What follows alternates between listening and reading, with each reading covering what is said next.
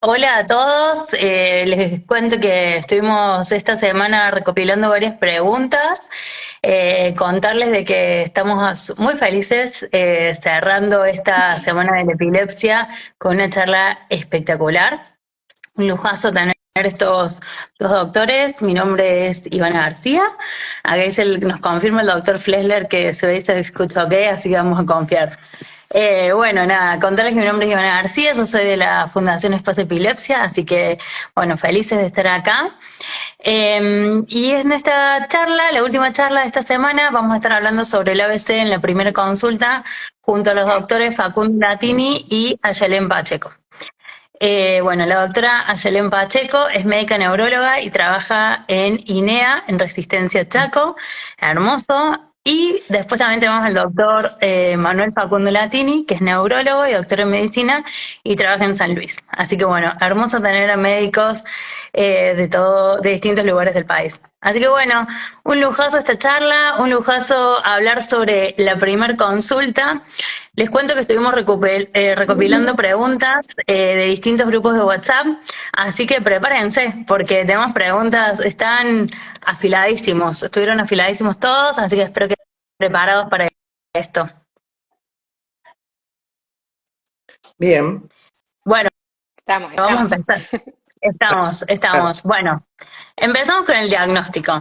Vamos a empezar por el principio de todo. Empezamos con la doctora Pacheco, a ver. Primero que nada, ¿quién me manda a verlos a ustedes? O sea, ¿quién me manda al neurólogo? ¿Por qué yo tendría que ir a ver a un neurólogo o una neuróloga? Bien, es una buena pregunta, Ivy. La verdad es que muchas veces depende de la edad.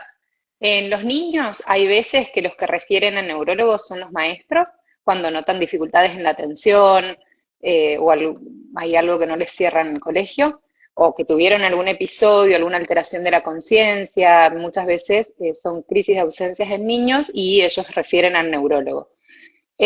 Muchas veces son los médicos clínicos donde sospechan algo, hay algo raro que les llama la atención. Bueno, obviamente cuando la persona tiene una convulsión y entra a una guardia, después es referida al neurólogo. Y otro grupo de profesionales que nos deriva bastante son los psicólogos, que por ahí también, ¿no? Desde la salud mental en general, los psiquiatras y los psicólogos por ahí notan algún síntoma que les puede parecer por ahí en algunos tipos de crisis en particular y piden la evaluación por parte de neurología. Por lo menos esa es mi experiencia en cuanto a la derivación. Está buenísimo eso. Entonces, está bueno que otros profesionales de distintos ámbitos sepan de epilepsia, de los distintos tipos de crisis epilépticas, ¿no? Ujú. Sí, totalmente. Y, y bueno, y Exactamente. ya que traemos a la epilepsia acá a la mesa, doctor Latini, ¿qué es la epilepsia? ¿Y hay un solo tipo de epilepsia? No. Hay muchos. Bueno, ¿qué es la epilepsia?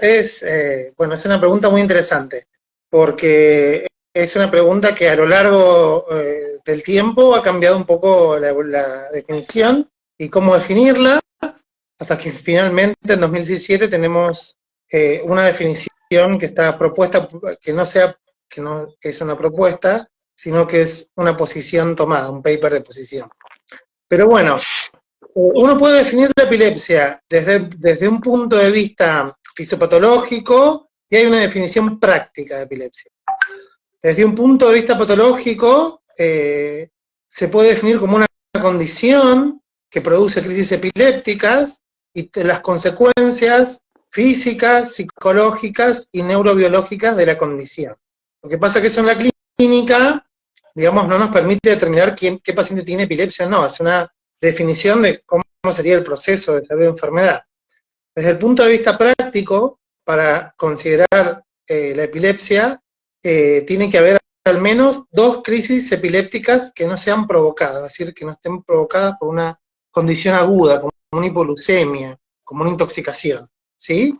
¿Y qué es una crisis epiléptica? Es un conjunto de síntomas y signos que son debidos a una actividad de las neuronas anormal o sincrónica, es decir, que todas las neuronas empiezan a descargar al mismo tiempo y por eso producen este síntoma. Teniendo 2 de esos eventos, 2 crisis epilépticas, que no siempre hace falta que sean generalizadas, es decir, lo que la gente conoce como convulsión, sino que puede ser una ruptura de contacto o un automatismo que luce así. O otros síntomas motores, por ejemplo, motor de un lado. Si tenés dos de esos eventos, ya podés hablar clínicamente de epilepsia. Después, ¿qué pasa si vos tenés un solo evento y vas al consultorio y querés saber si tenés epilepsia? Bueno, tenés que demostrar, para que haya epilepsia, que esas crisis pueden volver a producirse. ¿Y cómo demostrás que se pueden volver a producirse? A través de estudios. Hay estudios que se hacen que si están normal, vos tenés un 60% de probabilidades de recurrencia, y con lo cual haces el diagnóstico de epilepsia y ya te habilita a medicar para evitar la segunda y para evitar las complicaciones de no tener una patología que no está tratada. Y la tercera forma de diagnosticar epilepsia es a través del diagnóstico de un síndrome epiléptico. Un síndrome epiléptico es una condición que tiene ciertos tipos de crisis, ciertos tipos de morbilidades y también ciertas manifestaciones eléctricas. Son síndromes electroclínicos. La más clásica, para que se entienda, es la epilepsia mioclónica juvenil, que es un tipo de epilepsia generalizada, que inicia clásicamente en la adolescencia y que tiene tres tipos de crisis. Las ausencias clásicas, las mioclonías, que son resecuidades así, generalmente en la mañana, y las convulsiones generalizadas.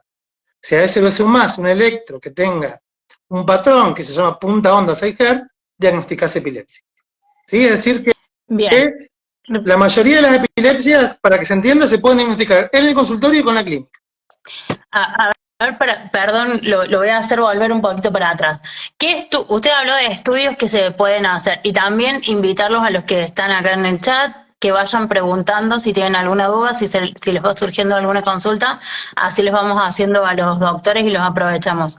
Usted habló de distintos estudios que se van realizando. ¿Cuáles son esos estudios que se realizan? Los dos ¿Y cuáles estudios son es esos en caso que tengas una sola crisis. Si vos tenés tu primer crisis, Bien. vos no sabés qué va a pasar. Si vos ya tenés dos, ya tenés diagnóstico. Si tenés una, no sabés qué va a pasar. Entonces, ahí lo que la definición recomienda es hacer dos estudios. Uno es un electroencefalograma, que es este estudio que nosotros hacemos, que tiene que ver con colocar electrodos en la cabeza y registrar la resultante de la actividad eléctrica cerebral. Si ahí hay anormalidades, uno puede diagnosticar epilepsia. Y lo otro es una resonancia normal con una lesión que produzca epilepsia, porque muchas veces hacemos la resonancia y nos encontramos, por ejemplo, una megacisterna magna, que es una cosa congénita que nada que ver con la epilepsia, pero tiene que ser una lesión que sabemos que afecta a la corteza, es decir, que va a producir epilepsia. Con ese estudio ya tenés diagnóstico. Por ejemplo, un paciente que tuvo una ACV, que sabe que tuvo una ACV y tiene una crisis, y le vemos la resonancia de la ACV cortical, ya tiene diagnóstico de epilepsia. Ok. Y supongamos que yo me hago ese estudio re molesto, que es el electroencefalograma, que es cuando te pegan todos los electrodos acá y no te lo puedes sacar del pelo, y no me da nada. O sea, me dicen, no, tu estudio está normal. ¿Qué significa? Bueno, ¿en qué casos? Porque eso es importante. Si tenés una sola crisis y los dos estudios te dan normales, lo que tenés que hacer es esperar a ver qué pasa. No está indicado medicar. Okay. ¿Por qué te digo eso? Porque muchas veces, ¿y por qué la definición es clínica? Porque muchas veces el electro es como sacar una foto al cerebro, ¿sí? En ese momento que lo estás haciendo, por ejemplo, en la media hora, en la hora que dura el estudio, dependiendo del tipo de estudio que haces, y la epilepsia, o sea, la crisis epiléptica se puede dar en cualquier momento del día. Entonces el rédito, digamos, es un estudio que si bien es muy sensible, porque si tiene la normalidad te diagnostica la epilepsia, pero hay que saber que un electro normal no va a descartar al 100% una epilepsia, ¿sí? ¿Por qué? Porque vos para descartar la epilepsia tenés que estar haciendo el electro en el momento que tiene la crisis. Bien. Exactamente en ese mismo momento, y nunca es muy difícil poderlo hacer porque es muy difícil saber cuándo uno va a tener una crisis. Claro. Entonces puede haber epilépticos que tengan electros normales, ya sea porque están medicados, porque tienen una forma de epilepsia que no tiene muchas crisis, entonces no tiene descargas, con lo cual creo que lo más importante es saber que la clínica es lo que está determinando, digamos, el diagnóstico de la epilepsia. Bien, ok, perfecto. Ahora entendimos. Bueno, doctora, acá otra pregunta que nos hicieron que está muy buena es si la epilepsia puede variar a lo largo del tiempo, o las manifestaciones pueden variar a lo largo del tiempo. Sí, pueden. Para empezar, hay algunos síndromes que se llaman epilepsias limitadas a la edad, que se dan en los niños y que en la gran mayoría, al pasar a la adolescencia, van desapareciendo. Por un lado, existen esos síndromes. En los médicos que hacemos adultos, recibimos a veces los que no dejan de ser limitados a la edad, y también vemos epilepsias que van cambiando levemente. Por ejemplo, hay algunas epilepsias, las generalizadas idiopáticas, uno muchas veces ve que con el curso de los años van haciéndose un poco más espaciadas. Y hay algunos estudios que hablan de crisis que van haciéndose, digamos, la semiología un poco más focal, en las que son epilepsias focales, va haciéndose un poquito más focal, pero no es un cambio tan drástico, digamos eso. Bien, Pero ese puede ser el cambio, digamos, ¿no? También condicionado por el estilo de vida y por un montón de cosas. claro. Y si está Buenísimo. tomando no Acá, la medicación, ¿no? Es mucho más probable que un paciente Totalmente. generalice, haga una generalización si no está tomando, y si está tomando la medicación, la crisis, o sea, la evolución de la crisis, quede en el aura, o en el aura, una ruptura de contacto, y no pase como Totalmente. una manifestación más importante. eso es un buen Totalmente. punto. ¿Nos pueden explicar cómo es el tipo de crisis epiléptica? ¿Cuál es como qué sería una crisis focal y qué es una crisis generalizada? ¿Ayeren, tenías? Sí, sí, claro. Bueno, las crisis generalizadas, a ver, las crisis focales son las que la descarga viene de un solo hemisferio, por definición. Entonces decimos que hay, para darle sentido al nombre, hay un foco de neuronas que hace una descarga. Y el síntoma, o sea, en la clínica, lo que nosotros vemos es algo, perdón, tengo mi gata que me muerde esto. El síntoma que vemos es, por ejemplo, como decía Facu recién, un automatismo que puede ser un movimiento de la boca involuntario, un movimiento de las manos, puede ser sentir algo, oler algo, puede ser mover la mano de alguna manera, algunas muecas, mover la boca de alguna manera, algo sensitivo de una mitad del cuerpo, de una parte del cuerpo. Eso es un síntoma focal, o sea, es de una parte. ¿Sí? Esos síntomas pueden tener o no, las crisis focales se dividen en con alteración de la conciencia o sin alteración de la conciencia. ¿Sí? Algunas crisis focales la persona en el momento puede referirlo, o algunas personas no pueden hablar en el momento, pero después te dicen me pasó esto y te describen perfecta la situación sin que se haya alterado, digamos, la memoria y el registro en ese O momento. sea, Y hay la otras alteración de personas la que, conciencia, perdón que lo interrumpa, la alteración de sí, la sí, sí, conciencia es que pierde el conocimiento, digamos. claro, exactamente, que hay un momento en el que se desconecta. Lo que pasa es que las crisis focales muchas veces tienen una gama de grises en lo que es la alteración de la conciencia. Por eso a veces la persona puede estar despierta, puede dar algunas respuestas como decirte automáticas, es decir, no es que alteró la conciencia y está desmayada y con ojos cerrados, como creeríamos normalmente que es una persona con conciencia alterada, sino que puede dar algunas respuestas, puede haber algún mínimo intercambio y hasta quizás de eso no recuerda nada. ¿Sí? Claro. O quizás no puede dar ninguna respuesta, o quizás da un poquito, o quizás responde normal. O sea, hay una gama de grises en lo que es la alteración de la conciencia en las crisis focales. O muchas veces pueden empezar en una parte donde recuerdan perfecto, a partir de un cierto momento no se acuerdan, pero el familiar te refiere que estaba despierto y que hasta dijo alguna palabra, y después de eso por ahí altera la conciencia, se cae, tiene una crisis generalizada. Ahí es cuando ese foquito logró hacer que todas las neuronas, en todo el cerebro, digamos, todas las neuronas descarguen al mismo tiempo y hace una crisis generalizada.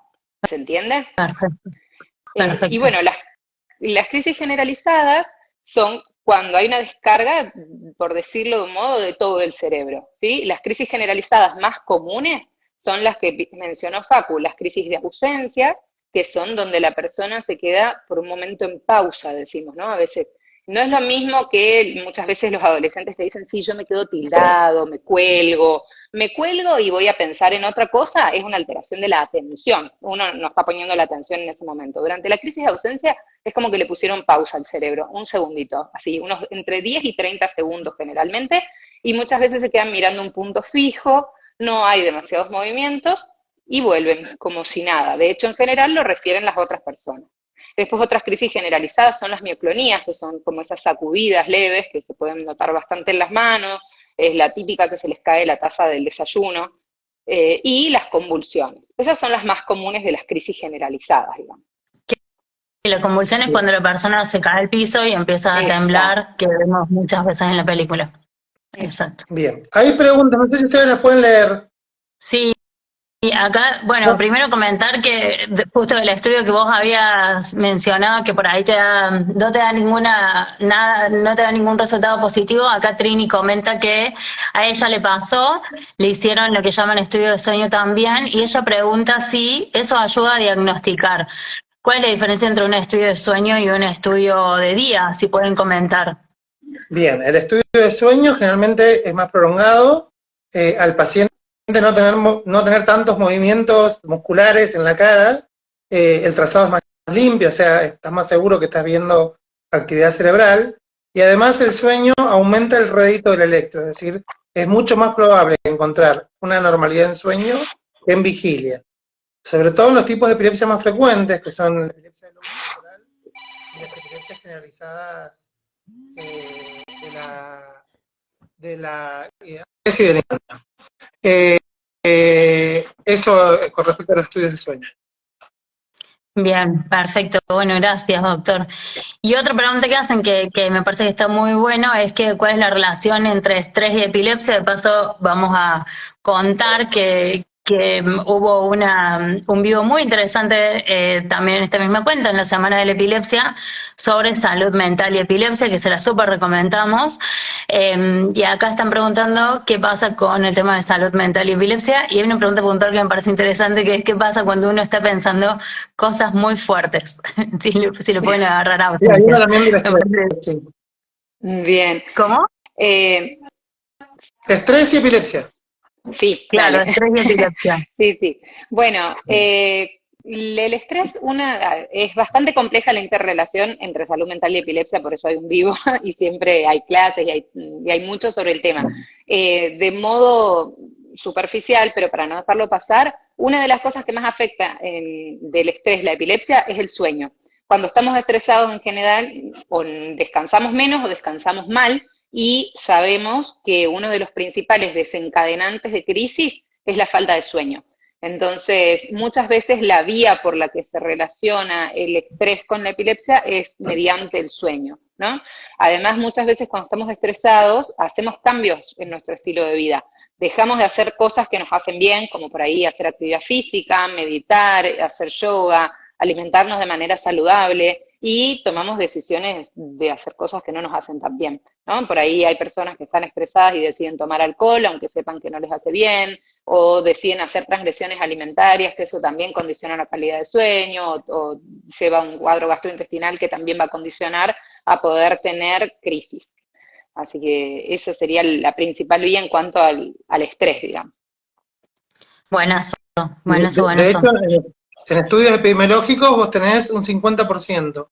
Un 50% de los pacientes tienen un episodio de estrés agudo y no experimentan ningún cambio en la frecuencia de crisis, y hay personas que ante el estrés, ante el aumento de cortisol, aumentan su umbral convulsivo y pueden llegar a tener crisis con más frecuencia. 50-50 es la frecuencia. Un montón. Bueno, Sí. para tener en cuenta eso que vivo estresada, ponele. Otra pregunta que están haciendo acá es el tema de la relación entre hormonas y epilepsia, el tema hormonal. Podemos dar que también sé que de eso también hay varios vivos que se los recomendamos en las cuentas tanto de Semana de Epilepsia como de Espacio Epilepsia, pero si podemos hacer una breve respuesta sobre eso. Bueno, una de las preguntas que había de hormonas masculinas, que es la más fácil, las hormonas masculinas no alteran la frecuencia de crisis ni la producción de crisis. Lo femenino, bueno, es mucho más complejo, así que se lo dejo a la doctora Yelén. Bueno, sí, es cierto, lo femenino es bastante más complejo porque, bueno, los estrógenos y la progesterona, que son las hormonas que van ciclando, tienen también receptores en el cerebro, así que van a interactuar bastante. Además interactúan a nivel metabólico en el hígado, que es donde procesamos la mayoría de los fármacos, Entonces hay muchos puntos de interacción, digamos. Por un lado, para empezar, es blanquear que sí puede haber una variación con el ciclo. ¿Sí? Existen hasta, más o menos se calcula que un 30% de las mujeres que tienen epilepsia tienen lo que llamamos epilepsia catamenial, que es la epilepsia que tiene variaciones cíclicas. Esa epilepsia catamenial puede ser tanto en que aparezcan más crisis en la fase menstrual o en la fase ovulatoria, ¿sí? Y a veces, de hecho, eso cuando están muy, muy restringidas y son muy prolijitas junto con el ciclo menstrual, hasta eventualmente se puede plantear, junto con el ginecólogo, hacer un tratamiento en conjunto hormonal para tratar de ayudar a regular las crisis, ¿sí? Eso a veces puede ayudar. Bien. Después, bueno, hay otras interacciones hormonales que tienen que ver con las interacciones entre anticonceptivos y fármacos antiepilépticos, pero bueno, creo que ya nos vamos a ir mucho. Un Así montón. que lo importante sí, o sea, lo único que sí diría es que si toman anticonceptivos siempre se lo tienen que avisar al neurólogo porque es un aspecto a tener en cuenta para indicar un antiepiléptico. Bien.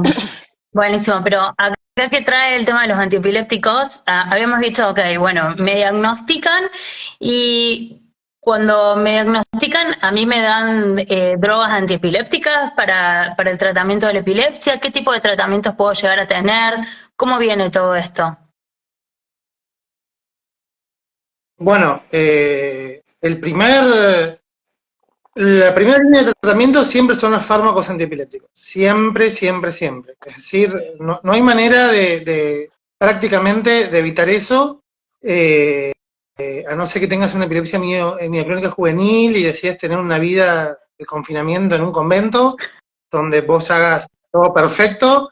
La verdad, no hay manera de escapar de los medicamentos. Esto hay que decirlo a los pacientes y también que entiendan que el cannabis es un fármaco más, como cualquier otro, con su farmacocinética, farmacodinámica. O sea, por más que viene de una planta, o sea, eso no quiere decir que no se comporte como otros antiepilépticos, tiene su indicación específica. En la guía de tratamiento tenemos aprobados de primera elección para epilepsia focal 4 fármacos, 2 que son un poco más de primera generación, más viejos, quizás con más probabilidad de hacer efectos adversos, y 2 que son un poco más nuevos, con menos probabilidad de hacer efectos adversos, y además hay fármacos de segunda línea, tenemos hasta 30 fármacos para el tratamiento de la epilepsia, con diferentes características que uno lo puede adaptar a las diferentes cuestiones que tenga el paciente en el día a día, ¿no? O comorbilidades, o según la comodidad del paciente. Después, los otros tipos de tratamientos son tratamientos o para pacientes que tienen resistencia a la medicación, que es una definición específica, pero que no responden a drogas antiepilépticas, y tratamientos que lo que se llaman paliativos, ¿sí? Que es para disminuir el número y la frecuencia de la crisis, porque a pesar de estar con medicación, tienen varias crisis por día o tienen caídas. En esos tipos de tratamientos están, bueno, el estimulador vagal, hay dietas que se pueden hacer, digamos, como parte del tratamiento. Pero básicamente nuestro pilar en este momento son los fármacos antiepilépticos. También hay para pacientes que no responden a la medicación la posibilidad de cirugía, y están saliendo nuevas tecnologías porque leí una pregunta ahí, estimulación cerebral profunda, que ya se la contesto, que no hay ningún centro en este momento que la haga en Argentina. Perfecto. Eh, Bueno. Sí, sí, está ahí, doctor, perdón. no sé si querías agregar algo a Jeanette. No, está bien. Eso, contarles que, que no es tan desalentador por ahí el pronóstico como muchas veces se imaginan los pacientes desde el principio, sino que hasta el 70% de los pacientes va a responder a un buen fármaco, y eso es bastante.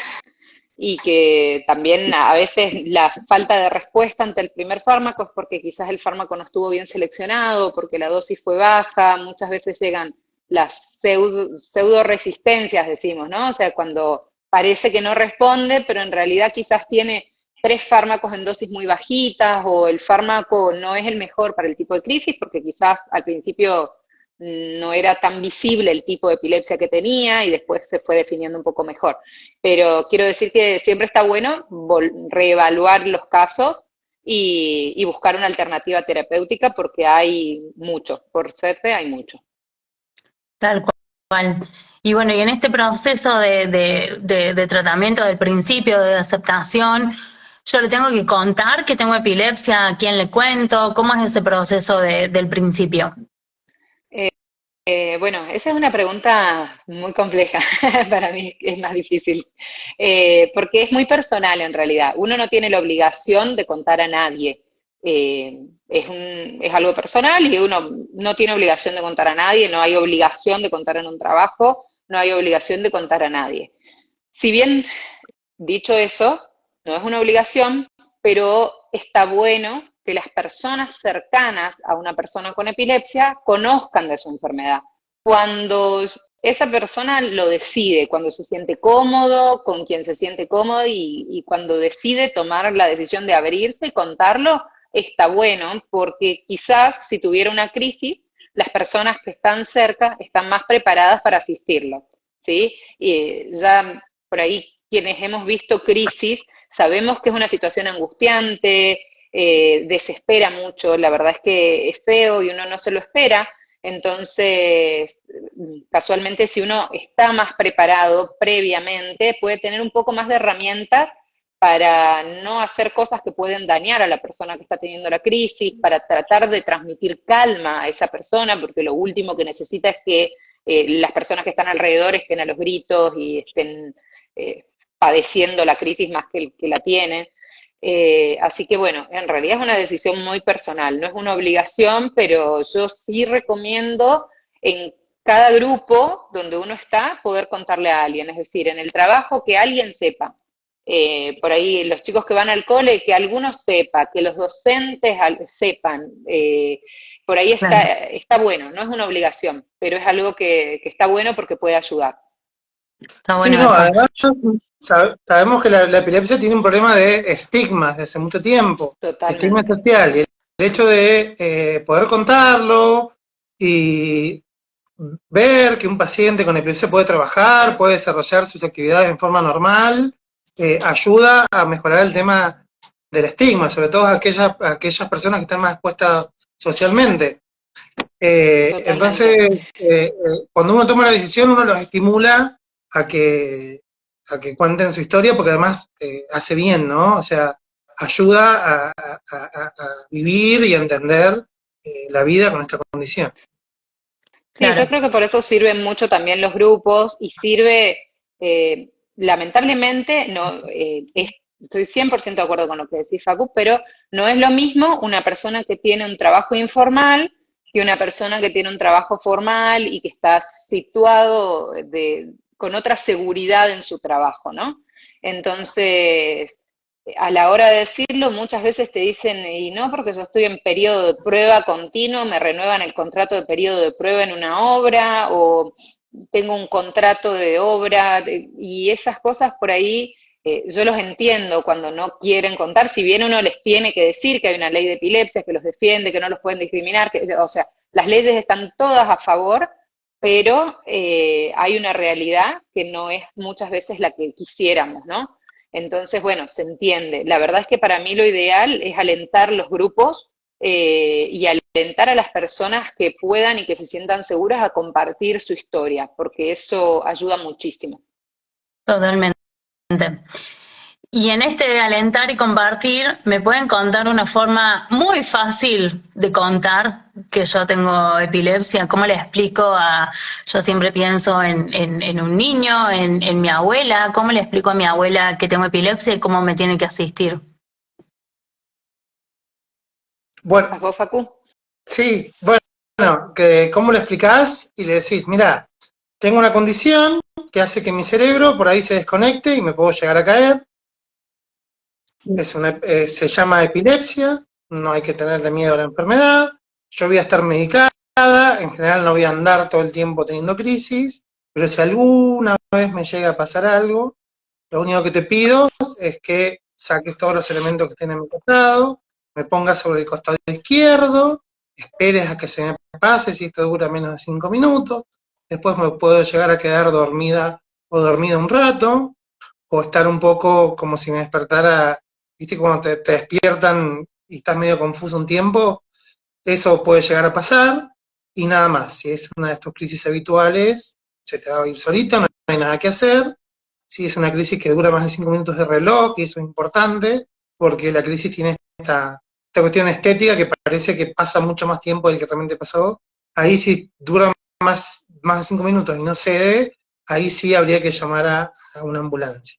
Ese es mi consejo en general, no sé vos, a Yelén, si tenés otra forma de contarle. Sí, no, no, tal cual. Por ahí después, viste, en cada persona sabemos que hay muchos tipos de crisis, si bien las más comunes son unas cuantas, pero por ahí contarles cómo son las crisis para que sepan que ya lo está teniendo y que lo asistan y que traten de mantener la calma. Para mí eso es re importante, porque muchas veces después vienen como más los adolescentes, como medio agobiados de todo lo que se genera alrededor, ¿no? Entonces, por ahí de tratar de mantener la calma y contarlo así, con esa calma que lo explicó Facu recién, me parece que está bárbaro. Totalmente. Preguntan acá por qué el costado izquierdo. ¿Hay alguna particularidad? Sí, porque es mucho menos probable que te trajes la saliva, digamos, y se vaya al pulmón. Por una Ajá. cuestión anatómica Buenísimo. que tiene que ver con los bronquios. Digamos, hay un bronquio que va más directo, que es el derecho, y el izquierdo no. Entonces, si vos te pones de ese lado, es más difícil que se haga una broncoaspiración. Hay una Mira. pregunta que me llamó la atención de ahí, de una madre que tiene un chico con Lennox-Gastaut, que le han propuesto la castración química por el tema de la sexualidad. Eso no está indicado, se lo digo porque No no lo está escuché indicado. nunca. No, por eso.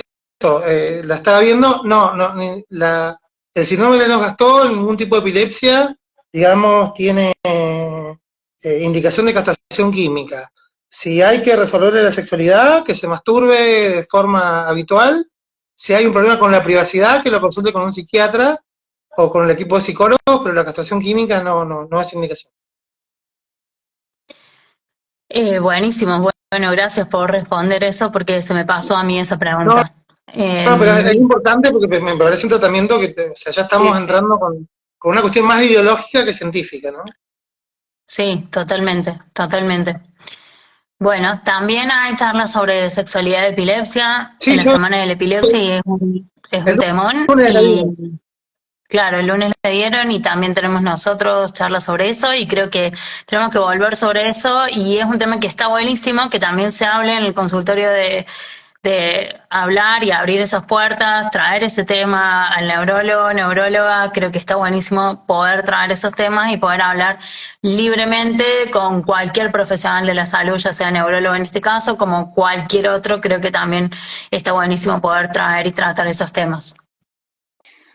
En esto, Ivy, perdón, no sé ¿Sí? si tenías alguna otra pregunta, pero justo a mí me preguntaron de distintas maneras y creo que es un recontra tema de primera consulta, las posibilidades de maternidad, ¿no?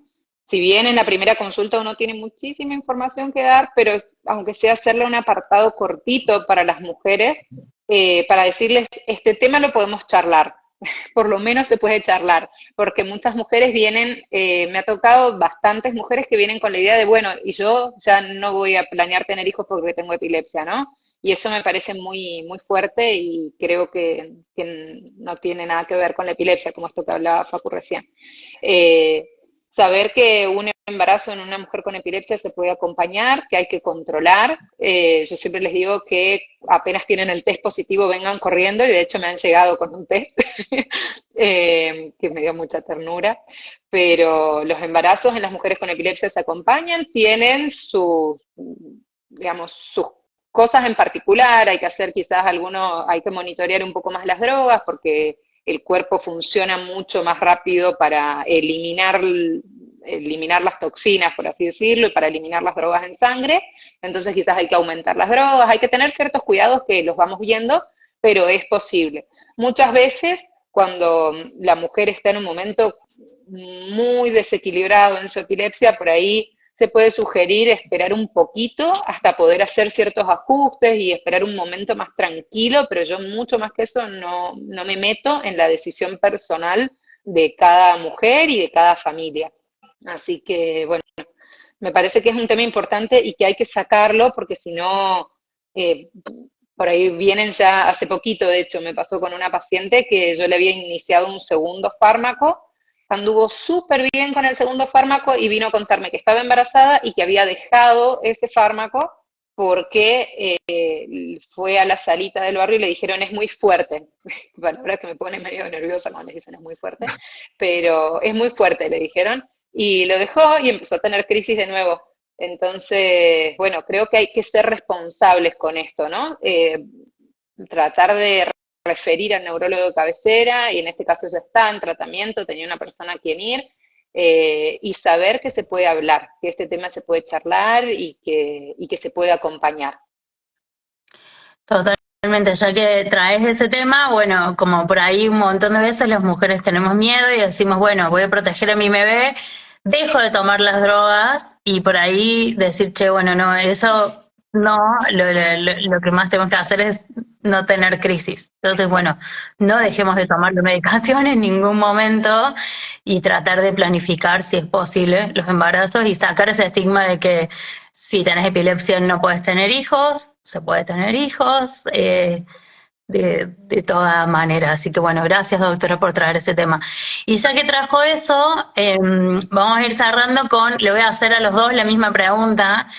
¿Qué le recomiendan a una persona que le pregunte a su médico o a su médica en un primer encuentro? Así que bueno, doctor, vamos a empezar con usted. ¿Qué le recomienda? Ya que acaba de hablar la Que doctora. pregunte qué cosas puede y no puede hacer, porque eso no siempre queda claro y vos no sabés todas las actividades que hace el paciente, entonces por ahí en lo que tenga más dudas vos le podés decir, que en general pueden hacer la mayoría de las cosas.